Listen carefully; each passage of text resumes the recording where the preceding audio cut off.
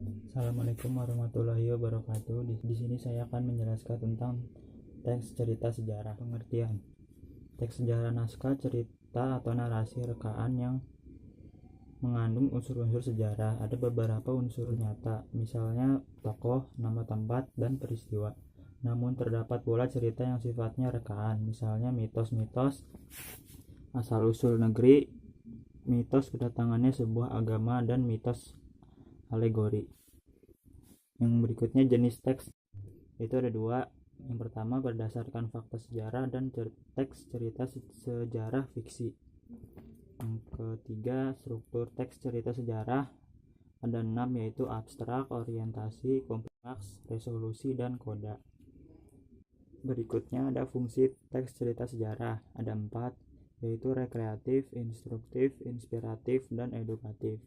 Selanjutnya unsur pembangun teks cerita sejarah: unsur intrinsik, tema, amanat, tokoh, penokohan, sudut pandang, latar, dan alur. Yang unsur ekstrinsik: kebesaran pemerintah, gerak penceritaan, unsur keagamaan, unsur politik, unsur ekonomi, unsur sosial.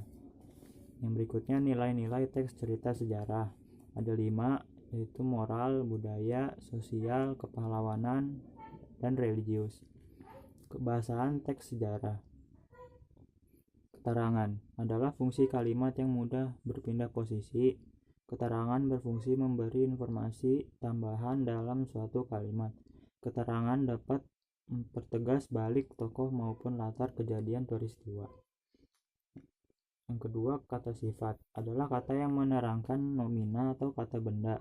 Ciri kata sifat adalah dapat digabung dengan kata lebih dan sangat. Sering diturunkan untuk menggambarkan tokoh, tempat, atau suasana. Yang terakhir, bahasa hias adalah penyimpangan penggunaan bahasa oleh penutur dari pemahaman bahasa yang dipakai sehari-hari. Penyimpangan makna suatu kata atau serangkaian kata agar memperoleh beberapa arti khusus atau efek khusus.